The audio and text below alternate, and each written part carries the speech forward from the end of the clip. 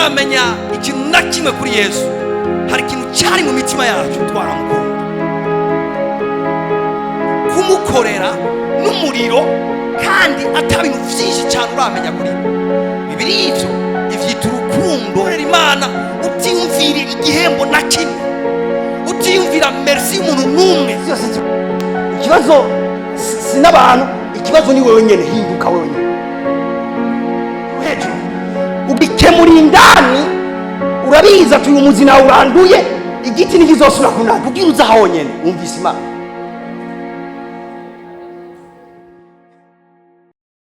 Muri Mariko gice c'icenda umurongo wa 2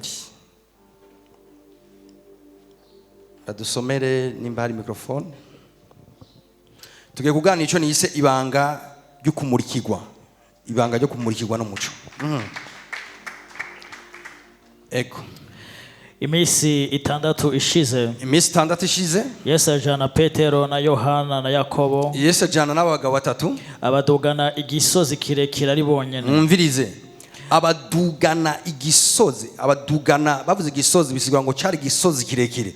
Muga Yesu atora Petero, Yohana na Yakobo, hama ngo badugana umusozi muremure. Daboro jewe naribagije impamvu Yesu yatoyemo batatu. Yarafise abigisha 12 ariko arabaganiriza, hama acatora batatu arababwira ngo tuduge ku musozi, hama baduga ngo igisozi kirekire. Bandanya. Ahinduka ukundi imbere yabo. Oh my God, ahinduka ukundi imbere yabo. Impuzu ziwe zirakayangana, zera derere, kandi nta mumesuzi kwisi yoshoboye kuzeza atyo. Zirakayangana kuburyo ata mumesuzi n'umwe yoshoboye kuzeza gutyo. Maze Eliya na Mose barabiyereka, bavugana na Yesu. Petero abwira Yesu ati, mwigisha, bitubereye vyiza ko turi hano, nuko duce insago zitatu, rumwe rwawe, urundi rwa Mose, urundi rwa Eliya. Ntiyari azi ico akwiye kuvuga, kuko bari baguye igihumura. Maze igicu kiraza kibatera igitutu, gitera igitutu abo bantu. Ijwi riva muri nyagicu, hama ijwi rirasokoroka muri ico gicu, riti nguyu umwana wanje nkunda ni mumwumve. Ritangura kuvuga ati uyu ni umwana wanje nkunda ni mumwumve. Maze bakebaguza vuba, ntibaba bakigera ubundi babona atari Yesu wenyene ari kumwe nabo. Imana ihabwe icyubahiro. Ngiye kuganiriza ibanga ryo gukayangana canke ryo kumurikirwa n'umuco. Iryo banga ngira mbanze ndarisokorore hama ndaza kurisigura, ngira mbanze ndarivuge hama ndaza kurisigura mu nsiguro yanje. Ibanga ryo kwakirwa n'umuco no kuduga umusozi. Twese tuvuga ati kuduga umusozi. Tuvuge tuti kuduga umusozi. Umuntu wese ari mu kibanza avuga ati kuduga umusozi. Now kumurikirwa n'umuco bifatanye n'iri banga ryo kuduga umusozi w'Imana. Iyo muri Bibiliya bariko baravuga ibijyanye no kuduga umusozi w'Imana, bariko baravuga kenshi mu isezerano rya kera ntibasengera ku misozi yose, ntibasengera mu bibanza byose. Hari ibibanza biri sacre vyejejwe baza guhurira ko n'Imana. Alors umuntu yashaka kuva mu kibanza kimwe akagenda mu kindi kibanza kubera ko cyari kibanza cejerwa agiye guhurira ko n'Imana. Ariko mu isezerano rishasha siko bimeze. Nta misozi iriko connection aho Imana iba gusumba ahandi. Ahubwo mu isezerano rishasha turimo twebwe, Imana ibera hose icyarimwe, mugabo ikigaragariza ahantu hari abantu bayizeye kwishobora kwigaragaza. Mumbwire amen. Irashoboye kuba mu mavare, irashoboye kuba ku misozi, irashoboye kuba mu biyaya, irashoboye kuba ahantu hose. Mugabo aho hantu iri ntiyigaragaza kubera ari ku musozi, ntiyigaragaza non plus kubera ari mu kiyaya, ntinigaragaza kubera nk'ubu turi mu nzu y'Imana gutya, mugabo yigaragaza kubera ko abantu bari ngaho hantu bari conscient nayo, bari conscient ya presence yayo, hama Imana ikagaragara igakora. Mu isezerano rishasha rero tuvuze ngo ibanga ryo kuhura n'umuco w'Imana riri mu kuduga umusozi. Mbega birasigura iki? Ko mu isezerano rya kera vyasigura kuva mu kibanza kimwe ukagenda ku musozi w'Imana guhurira nayo. Mbega uyu munsi iyo tuvuze ngo guhura n'umuco niryo banga, canke kuduga umusozi niryo banga ryo guhura n'umuco, mbega ibanga riri hehe? Kuduga umusozi mu isezerano rishasha twobiha isiguro iyihe? Isiguro yavyororoshe. Kuduga umusozi mu isezerano rishasha nukufata umwanya wo gusenga, swat ukiyugarana mu cyumba cyawe, icyumba cyawe wiyugaranyemo ngo usenge, icyo cyumba gihindutse umusozi wawe. Canke naho ugafata iyindi programme imbere naho ugomba kujya ahantu kanaka, umusozi uri fizike gutya, mga uwo musozi siwo uzana Imana. Ikizana Imana ni we ugiye gusenga. Amasengesho yawe ni yaza gutuma presence y'Imana yimanifesta ahantu. Kubera iki mugabo dukeneye umusozi? Ni kubera ko umusozi usigura kure y'abantu, usigura kure y'uruyogoyogo, isigura kure y'amadistraction. Umusozi usigura mu bwiherero haruguru. Rero iyo tuvuze ngo tuduza umusozi, ni gihe twidekonekise n'ibintu bitandukanye byari gushobora kudusamaza. Aho harimo abagenzi, aho harimo akazi, aho harimo telefone, aho harimo ivyimviro bitandukanye, ukamera nk'umuntu abisize gatonyi, hama ukagenda kurondera mu nyonga h'Imana. Iyo ndumva umenga iyo mwo volume nyinshi, iyo ufasha akanya nkako ukaja ruhande, tuvyita rimwe na rimwe umwiherero, cyangwa tukavyita kuja mu cyumba cyawe cyo hejuru. Iyo ufashe umwanya nk'uyo ukasiga abantu, ugasiga ibintu, hama ukagenda mu nzu yawe yo hejuru cyangwa se ku musozi wawe kurondera kw'Imana, nshuti yanje, ibanga ryo guhura n'umuco riri muri uwo mwanya uyo. Amen. Icyo ngiye kukwigisha, ibanga ryo kubona umuco mwinshi w'Imana ufatanye n'urugezo wewe urondera kw'Imana, wiribera ukava mu bantu n'ibintu, hama ukagenda kurondera mu nyonga h'Imana. Hari ikintu bita kujya mu bwigobeko ukarondera mu nyonga h'Imana. Hari ikintu bita kwidekonekta n'isi ukagenda muri presence y'Imana kugira ngo uhure no gukayangana kw'Imana. Rero ibi nivyo tugiye kuganira nifashishije ijya mirongo dojije gusoma. Usubiriza ku murongo wa mbere. Iminsi 6 ishize Yesu ajana Petero na Yohana na Yakobo, ahitamo abagabo 3, abadugana, ajana Petero na Yohana na Yakobo abadugana igisozi kirekire ari bo bonyene. Umviriza, abadugana igisozi kirekire, mu yandi majambo abatwara kure y'abandi, abatwara ahantu habonyene. Kugira iki?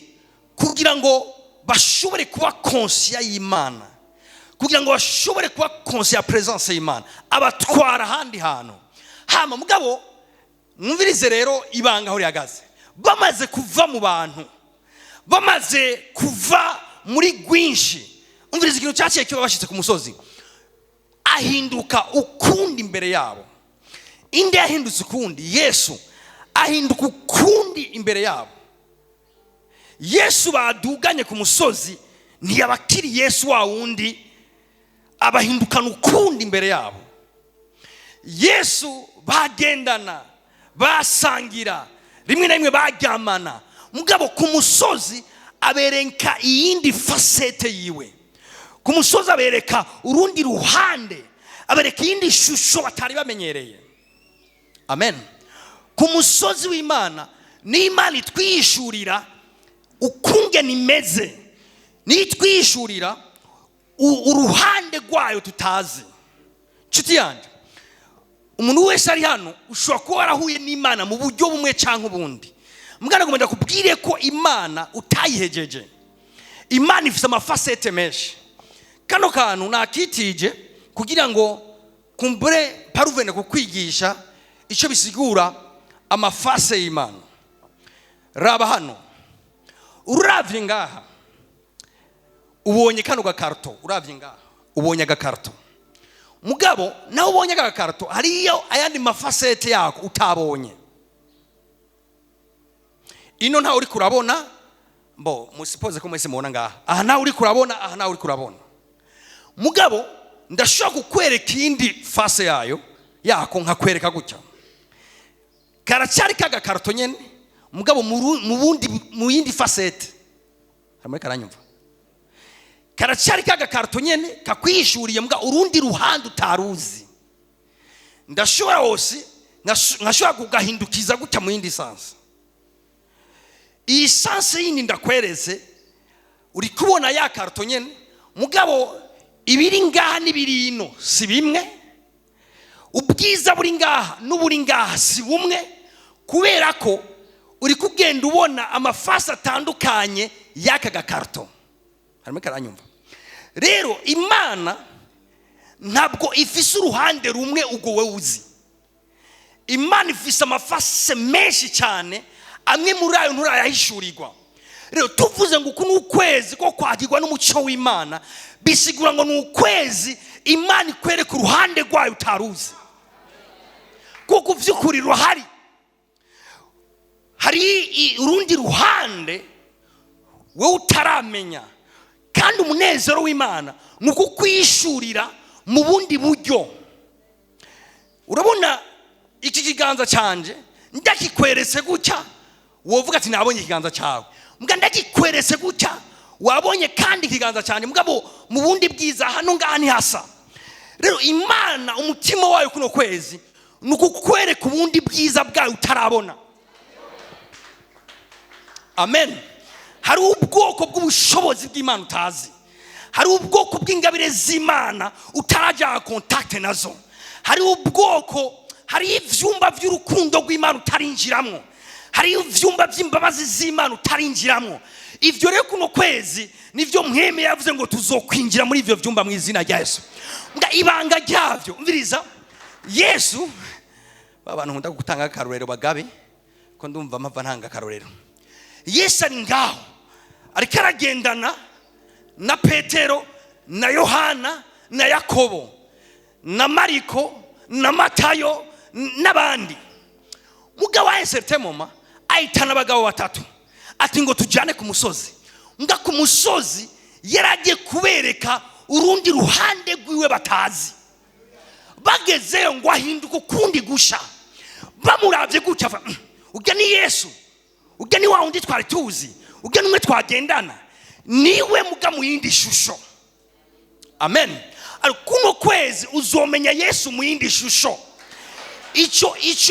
Ico nsengera nuko umuntu wese uku kwezi kuzorangira Yesu uzi ubu munsi atandukanye n'uzobuzi hariya.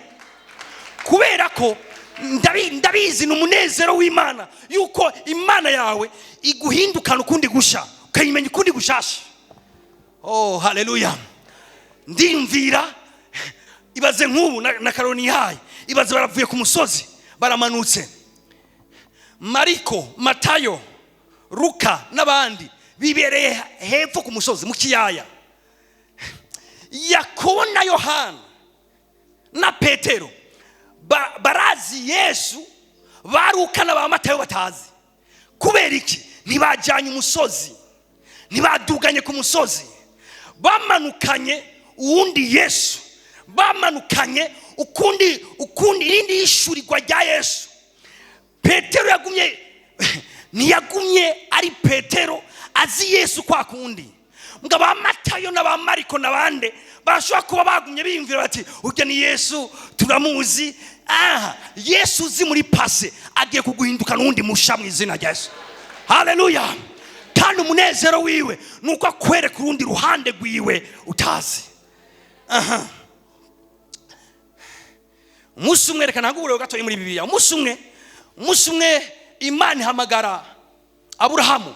Hamwe ati Aburahamu duga ku musozi Moriya utwareyo umuhungu wawe Isaka umushikanire.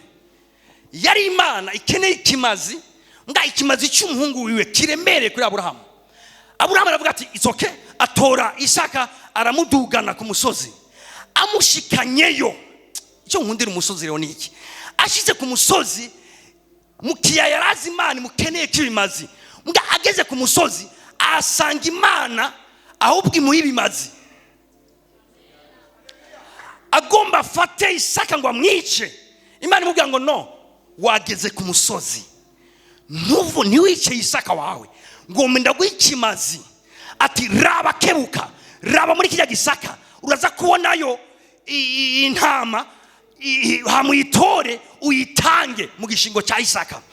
Hari umuntu ashobora kubaza Imana iguma imwaka ibimazi, mugabo Imana ishobora kukwishurira nk'Imana ikwihera ibimazi byo kuyiha. Undi Mose nawe Imana imubwira ati Mose ashavuzwe n'Abisirayeli bamumereye ukuntu, Imana imubwira ati Mose ngwino duka ku musozi. Mose aduka ku musozi, ageze ku musozi Imana iramwiyereka, amara iminsi 40 avugana nayo. Amanutse umusozi bivuga ngo yamanutse akayangana acibibasi, mbwa vyabereye ku musozi. Ageze mu gisagara bisebera muraba gutya, bavuga ati ujya ni Mose, kumenga yahindutse. Yari karacibibasi kubera iki? Ku musozi yahuriye n'Imana imwere ku rundi ruhande rwayo, imukaranganiza ubwiza bwayo. Nshuti yanje ndiko nakubwira kuno kwezi sokre nimwe kuduga ku musozi. Ni waduga umusozi wawe, ni wajya mu bwigobeko, uzohura n'Imana utazi, uzohura n'Imana utahishurirwa, uzohura n'Imana apaniyo pastor yakubwiye, uzohura n'Imana yawe yahisemo kukwishurira nk'Imana yawe. Haleluya. Sinzi abantu bazi Imana nka El Shaddai, iryo ni ishuri ufise, mbwa ishoye kukwishurira nka Jehova Rafa, ishoye kukwishura nk'Imana ikiza, ishoye kukwishura nk'ibendera ryacu, ishoye kukwishurira nk'Imana y'ingabo. Mu mafasete atandukanye, ifise impande zitandukanye, ishoye kukwirekamo. Haleluya. Vuga ati iki ni igihe canje cyo kubona ubundi bwiza, iki ni igihe canje amaso yanje abona ubundi bwiza bw'Imana. Ku musozi Yesu ahinduka ukundi imbere yabo. Ku musozi Yesu ahinduka ukundi imbere yabo. Mu cyumba cyawe Yesu ahinduka ukundi imbere yawe. Mu mwanya wa meditation yawe Yesu azohinduka ukundi mu maso yawe. Mu mwanya wo gusenga kwawe Yesu azohinduka ukundi mu maso yawe. Ibanga nukujya kure y'abantu, ibanga nugutandukana n'ibigusamaza, ibanga nukujya muri presence y'Imana kavuga ati Imana ndakeneye induri ruhande rw'iwawe. Aha, ndugiriza gato. Impuzu ziwe zirakayangana, zera derere.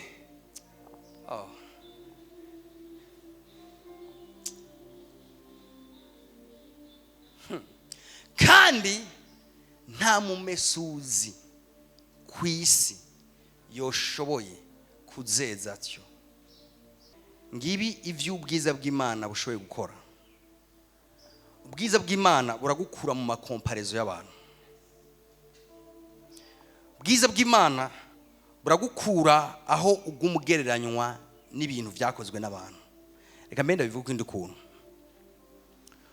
Ubwiza uzokura muri presence y'Imana buzoguha intahe isumbi y'abantu baguhaye, buzotandukanya ivyo abantu bakoze n'ivy'Imana ikirakora mu buzima bwawe. Yesu bivuga ngo impuzu ziwe zarakayanganye, zirera dere kubwo atamumesuzi numwe, kubwo utobikompara n'ikindi kintu na kimwe. Tuga gato. Maze umvirize, maze Eliya na Mose barabiyereka bavugana na Yesu. Aha ndakuramo ikindi cyiyumviro. Nshuti zanje, Eliya na Mose nibo nita intumwa z'umuco. Intumwa z'umuco ni bande? Nabo bantu bazanwa n'umuco, mugabo afise message y'Imana ku buzima bwawe. Hari umuco wase ku buzima bwawe, mugabo hari abandi bantu baza kubera uwo muco uri ku buzima bwawe. Muga abo bantu bazanywe na message y'Imana ku buzima bwawe. Praise God. Abo bantu nibo nita intumwa z'umuco. Hariho umurongo umwe nifuza ko tuza guhagarara ko cyane muri Yesaya, tujaneyo Yesaya 60 umurongo wa mbere gushika kuri 3.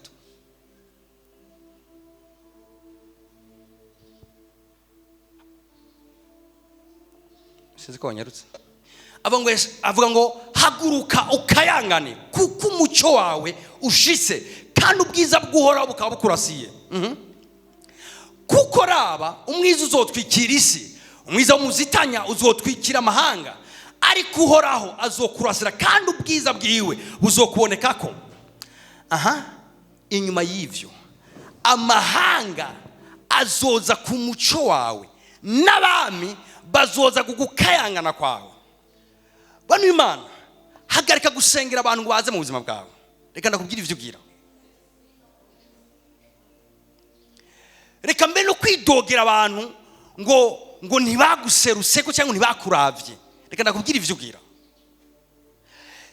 Hari abantu kandi bikimaze uburyo baza mu buzima bw'umuntu ntibapfa kuza, bazanwa n'umuco uri kuraka kuri uwo muntu. Niho ndiko ndita intumwa z'umuco.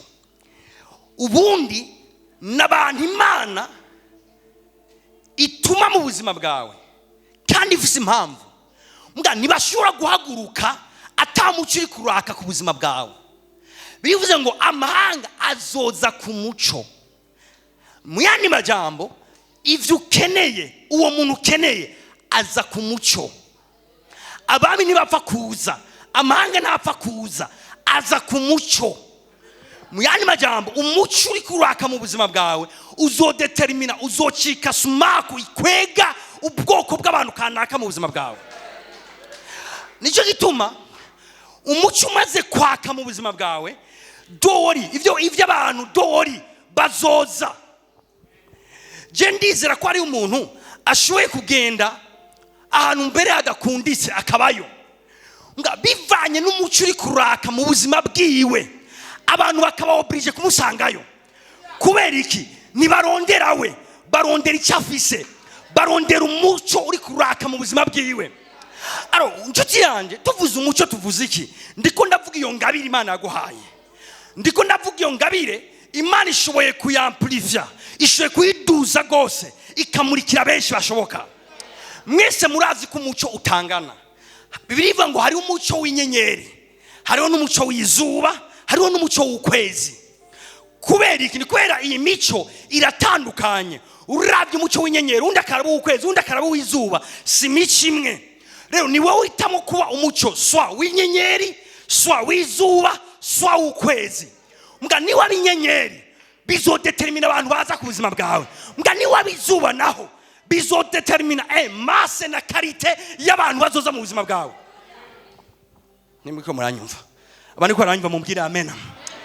Hariho ubwiza Imana ishira ku buzima bw'umuntu, abantu ntabarondere bakamurondera. Rero urugezo ngomba ko dushika ko mu kwezi ko gukayangana, sinshaka aho twirukanga ku bantu, shaka abantu bakwirukangako. Kuko birivuze ngo amahanga azoza, power uzogenda, amahanga azoza ku muco wawe. Mugabo niyaza ufise iki? Kuko icyo ufise nicyo gituma baza. Hariho no ntangura kuvuga ngo umaze kwibona ko ingabire y'Imana iyo ari yo yose yikuze, duga muri presence y'Imana, yisengere encore, imuco wayo urushize kwaka. Haleluya. Mwese murazi ko ibuji ifise umuco. Mbwa ya mampure na afise umuco. Umuco w'uji ufise surface udashobora kurenga. Mbwa uyu muco nawo ufise nawo nyene aho ushobora kumurikira. Mugabo rero Imana ishimwe ko hari uburyo bw'ingene umuntu wese muri twebwe ashoboye gukuza umuco ku bugingo bwiwe. Ati pastor gute? Biroroshe. Imana ikintu yagushize ku buzima bwawe, ico kintu nyene nico gizotuma amahanga aza kuri wewe. Mbariza mugenzi ati ufise iki? ufise iki wewe? Ni giki Imana yashize muri wewe? Ni kiye kintu Imana yaguhaye as a gift? Ni mugifise kiri muri wewe, uwo ni wo muco, kandi amahanga azoza kuri uwo muco. Haleluya.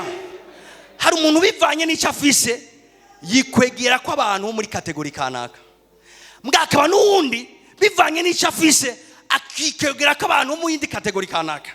Hanyuma umuntu ashaka kwidoga ati je kwereka ihanze k'abantu bameze nk'amagara meza, uwundi akavuga ati nanje kwanza k'abantu bameze nka bonte, andi none je kwereka ihanze k'abantu bameze nka pemera. Ni ukeneye kwidoga, ni karite y'umuco ufise. Umuco ufise abantu uri kurakwega, nkamwe wo watsa cyane ukawatsa cyane. Derikera umuhungu umwe yambwiye ngo je ngo abantu bose tuziranye ngo n'abataxivere ngo n'abamotari. Cyanavuga ati wona umuco wawe, umuco wawe ushoye gukwega abo bantu nyene. Mugabo iyo ufashe uwo muco ukawambika ubundi bwiza, ukawambika ubundi bwiza, ukawambika ubundi bwiza, ugashishikara kwagwira, ugashishikara kwagwira, ugashishikara kugwira. Nshuti yanjye, bavuze ngo abami ntituzobatakambira, bazoza. Nditeze abantu bashasha mu buzima bwawe bafatanye n'umuco mushasha ugiye kwinjira mu kuno kwezi mu izina rya Yesu.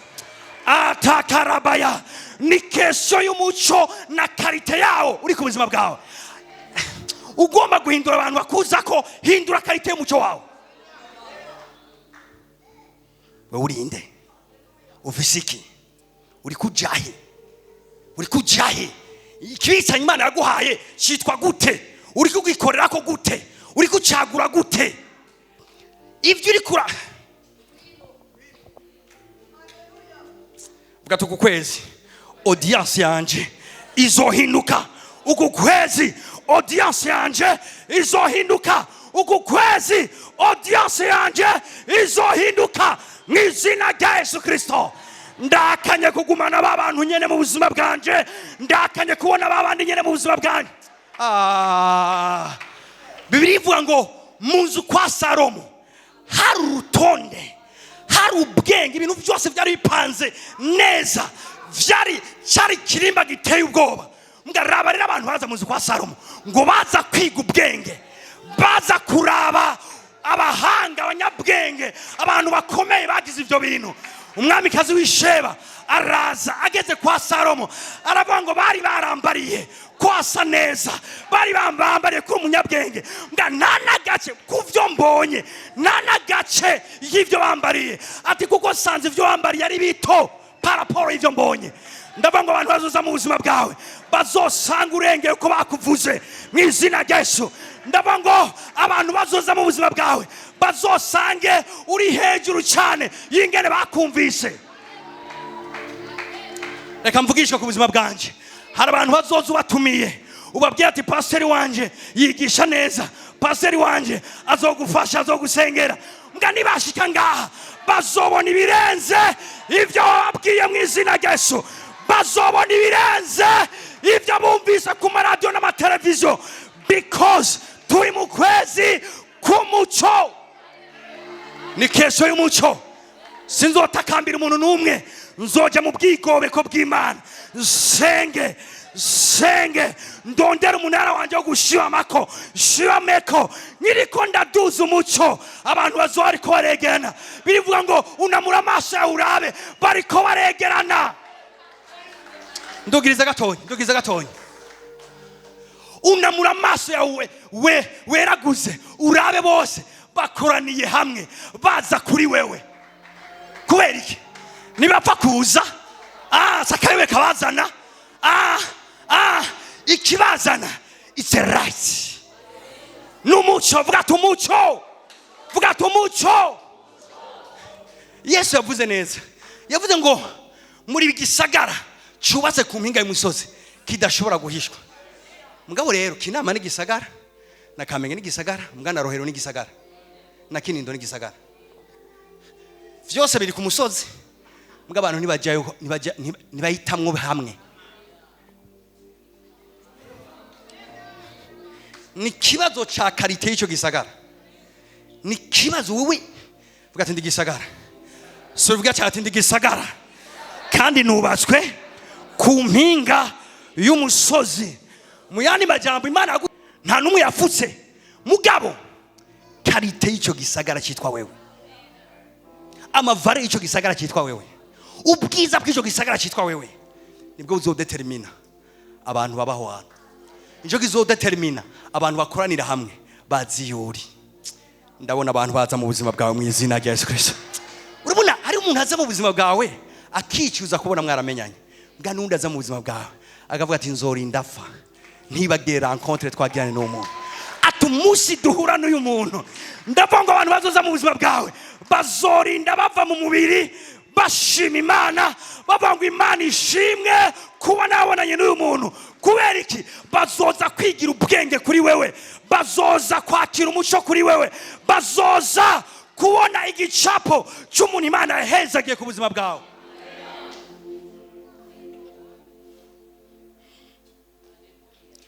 Ndumumenga rero turatanga kwinjira mu kwezi k'umuco. Niganza mugenza mubwira ati kaze kaze, ingo dukayangane, ingo dukayangane, ingo dukayangane, ingo dukayangane, ingo dukayangane, ingo dukayangane, ingo dukayangane.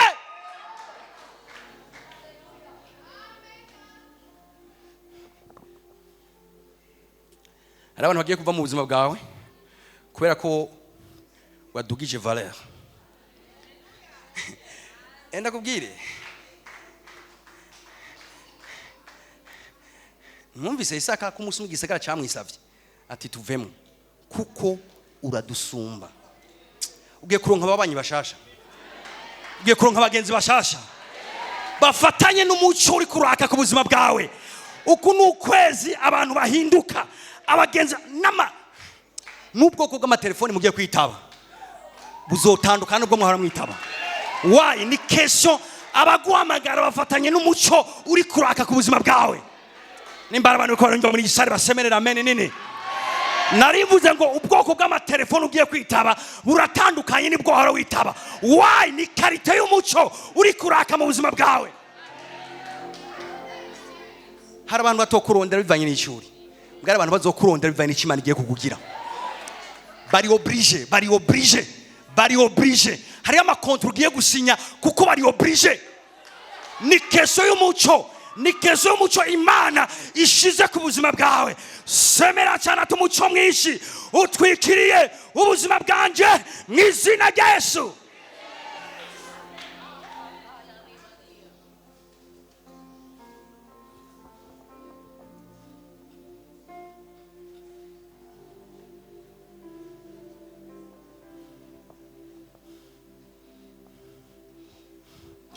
Ndakanye kumigwa n'izi mpome zine, ndakanye kumigwa n'iki gigo cya vyizigiro.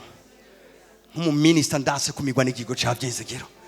Ese kibazo cy'Imana narabimenye, ni kibazo cy'umuco uri kuraka ku buzima bwawe, ni kibazo cy'ingene nduga umusozi, ni kibazo cy'umwanya mara ku musozi, ni kibazo cy'ibyo nzobona ku musozi, ni kibazo cy'ibyo nzobwirwa hejuru ku musozi, ibyo nzomenya bizokwega sorte z'abantu kanaka. Urazi ko ari umuntu atagukunda adakunda n'icuri mugabo kubera ko ufise icyo akeneye ari oblige kuza. Mugombe mwe mumfitongo ari oblige kuza, ugombe waramubenze ari oblige kuza, kuko ni keso y'umuco uri kuraka ku buzima bwawe arawukeneye. Ndavuga ngo mugiye kuba abantu bakeneye muri societe mu izina rya Yesu Kristo.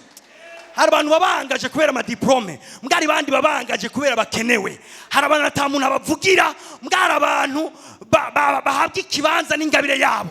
Hari abantu bahabwa ikibanza n'Imana ashize hejuru ubuzima bwabo. Ndavuga ngo Imana yaguhaye gikuze kizoguha ikibanza mu bami, gikuze kizoguha ikibanza amakonex ataguhaye ikibanza, gikuze kizoguha ikibanza ahantu torose ikibanza. Birivuga ngo ingabire y'umuntu izomucira kayira, ingabire y'umuntu izomucira kayira. Abantu bafite ingabire muvuge amena. Ingabire yawe rero izogucira kayira, izoguhuza n'abantu, izotuma wumva ibintu, izotuma ubwirwa ibintu, izotuma wizigizwa ibintu, izotuma umuco wawe. be faithful, b'umwizigirwa, uwo n'umuco, b'umunyarukundo, uwo n'umuco, b'umuntu ari integre, uwo n'umuco. Ivyo bizoguha ikibanza iyi societe ya Kenya bizigirwa. Nimwanyumvise. Iyi societe ira Kenya bizigirwa. Umuntu umwe yambwiye ingene yirondereye akazi, kandi ari ngaha sindamuvuga. Yambwiye ingene yirondereye akazi. Yambwiye ati jewe aba diaspora benshi baraza baragomba kubaka amazino, mugabo bakaca bayehereza amafaranga abantu bo mu miryango iwabo n'abandi babagenzi babo batarabizigirwa. Ati hanyuma bagenda kubaza ati yanzigeze he, bagasanga barariye ku buryo bajya n'umushinge ntigeze yubakwa. Benshi barabadese, muga umunsi umwe baratangura, umunsi umwe baramugerageza, bagerageza umuntu umwizigirwa. Avuga ati ntacyo dufana ariko ndumva umengo umwizigirwa, uwo mfasha ukangurira itongo ukanyubakira inzu, wa muntu abijako abo umwizigirwa. Hama barabibwirabwirana bihindukamo company. Nagenda kubera ngo ubwizigwa bwawe Imana izobuhemba, ubwizigwa bwawe Imana izobihemba. Be faithful. Amen.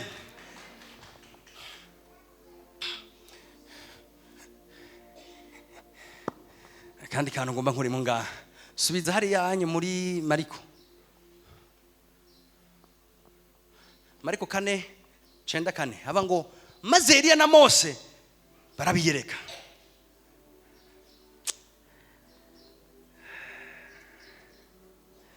Nemeje kuvuga ngo abantu bazova mu buzima bwawe, ngahe n'abandi bazoza mwavyumvise. Byose bivana niki? Karite y'umuco. Aha, twagiye tuza gato. Petero abwira Yesu ati mwigisha maseti, maze mviriza mwumvize ibintu biko biraba. Yesu aduze ku musozi, ahitanye Petero na Yohana bashize ku musozi.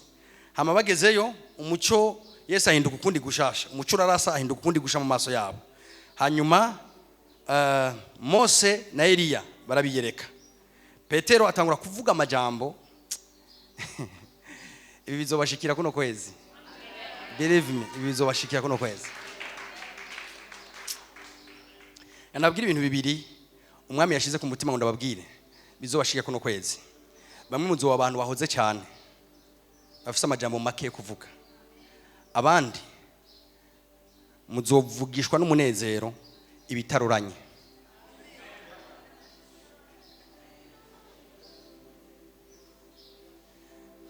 Ishengero ryanje ntiryarezwe kuvuga amen. Ni gute no babwira ibintu nk'ibi umwami yashize ku mutima nimuvuge amen?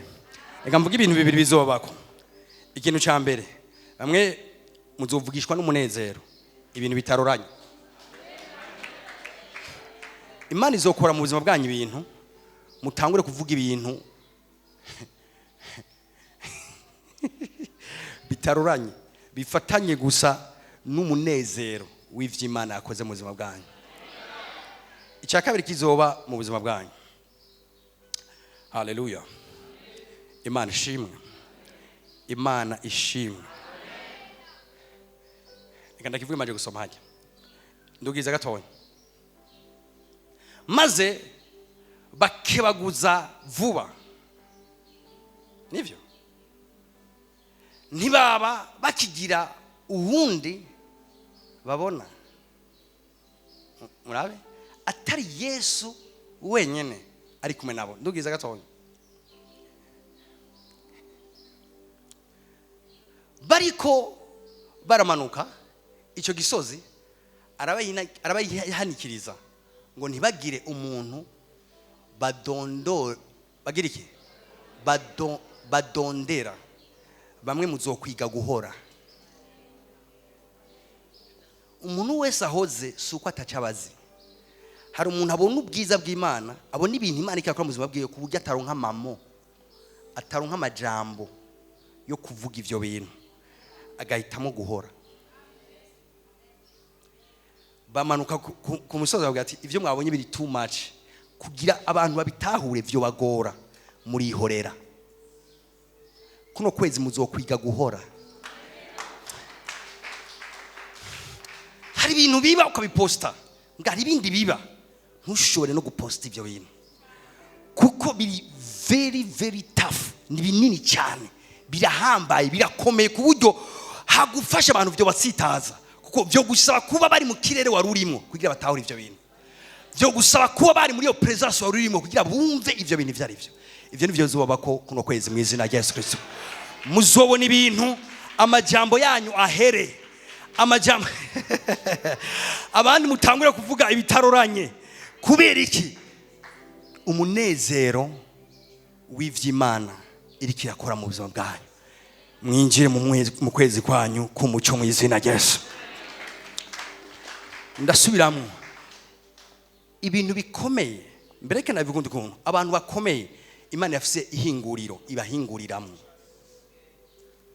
Landi kunda vuga ibintu by'abantu bakomeye bakora n'Imana ibintu binini.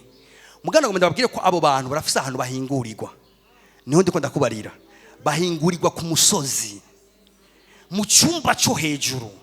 Abahizi nibavukira muri mase, abahizi nibavukira muri ville, abahizi bavukira ku misozi kure y'abantu. Ibintu by'agaciro Imana nibitanga ku bantu basinzire bari muri distraction. Ibintu by'agaciro vya vyimviro bibureversa isi, vya vyimviro bifasha societe, Imana nibitangira mu kivunga cy'abantu, nibitangira mbere mu masengesho ya bose. Imana ibitangira ku bantu bavuze ngo ndagiye kurondera Imana, ndagiye kurondera mu nyonga hayo. Ngaho ba Samweli niho bavukira, ngaho ibintu bikomeye, amasezerano amaze imyaka nihavukira. Ahonye niho abantu bahererwa ivyizigiro bisha bizoremesha abandi. Abantu rero ndiko ndavugana nabo n'abantu muva bafise n'ingingo mu mutima yo kwihisha, ndiko ndavuga kwihisha, ndiko ndavuga kuva mu bantu, ndiko ndavuga kuva kuri WhatsApp, ukigarana ahantu ugatora ka Bibiliya kawe, hama ukarimbura, hama ugasenga, hama ukabaza Imana, ukumviza ivyo iri buvuge ku majorwa yawe.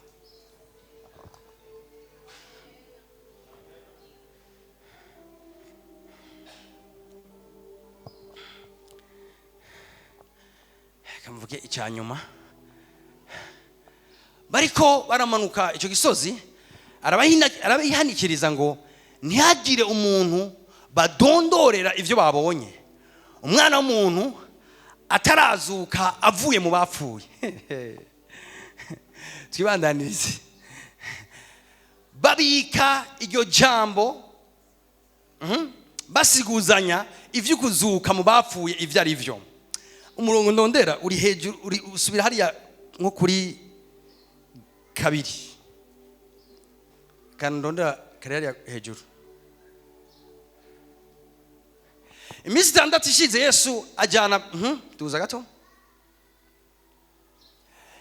impuzu ziwe zirakayangana zeraderere, kandi nta mumesuzi kwisi yoshoboye kuzeza atyo. Maze Eliya na Mose barabiyereka, bavugana na Yesu. Petero abwira Yesu ati mwigisha, bitubereye vyiza ko turi hano, nuko duca isago 3, rumwe rwawe, urundi rwa Mose, urundi rwa Eliya. Duza ntiyarazi icyo akwiye kuvuga. Siwe wa mbere uzobishike na Petero byamushikiye. Ntiyarazi ivyo akwiye kuvuga kuko bari baguye igihumura.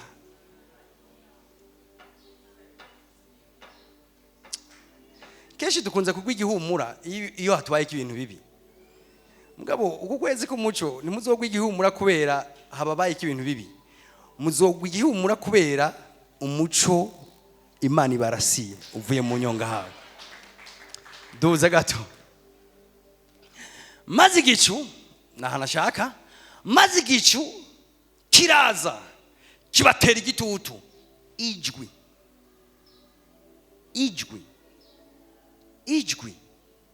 riva muri nyagicu riti nguyu umwana wanje nkunda.